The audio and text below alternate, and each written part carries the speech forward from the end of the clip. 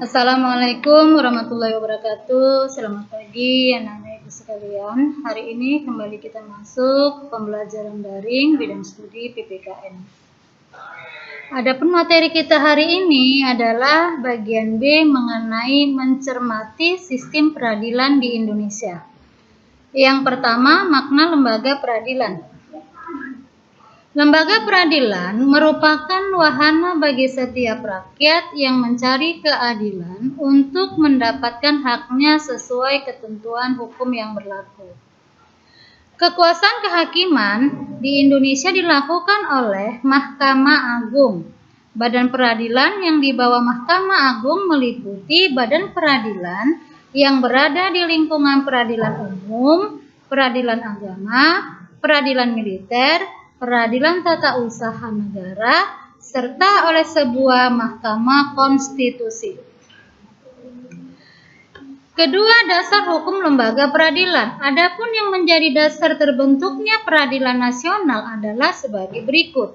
Yang pertama, Pancasila, terutama sila kelima. Yang kedua, Undang-Undang Dasar Negara Republik Indonesia tahun 1945, Bab 9 pasal 24 ayat 2 dan ayat 3. Bagian ketiga, Undang-Undang RI nomor 3 tahun 1997 tentang Pengadilan Anak. Yang keempat, Undang-Undang RI nomor 31 tahun 1997 tentang Peradilan Militer. Yang kelima, Undang-Undang RI nomor 26 tahun 2000 tentang Peradilan HAM. Dan masih ada lagi undang-undang yang mengenai dasar hukum lembaga peradilan. Yang ketiga, klasifikasi lembaga peradilan. Nah, Badan Peradilan Nasional dapat diklasifikasikan sebagai berikut.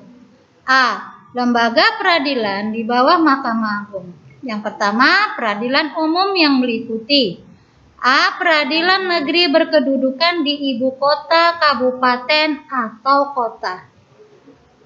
B. Pengadilan tinggi berkedudukan di ibu kota provinsi. Yang kedua, peradilan agama yang terdiri atas A. Peradilan agama yang berkedudukan di ibu kota, kabupaten, atau kota. B. Pengadilan tinggi agama yang berkedudukan di ibu kota provinsi.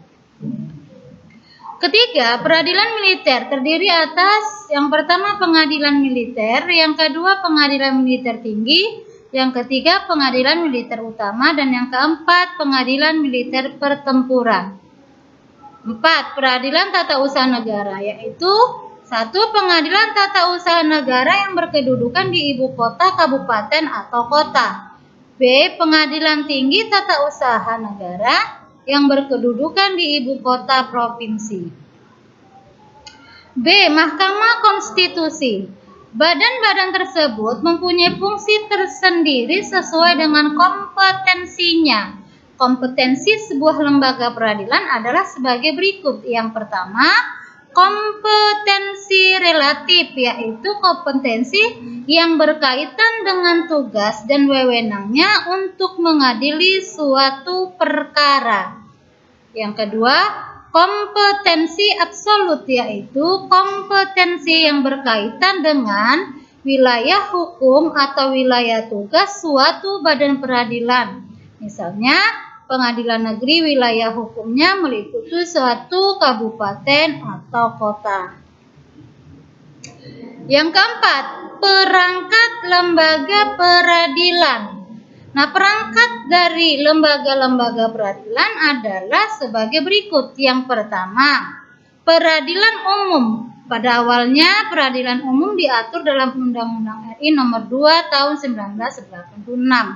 Karena dinilai tidak sesuai lagi dengan perkembangan dan kebutuhan hukum masyarakat dan kehidupan ketatanegaraan, Undang-Undang Dasar Negara Republik Indonesia tahun 1945, undang-undang ini dirubah dengan Undang-Undang RI nomor 8 tahun 2004 dan perubahan kedua Undang-Undang nomor 2 tahun 2009 tentang peradilan umum.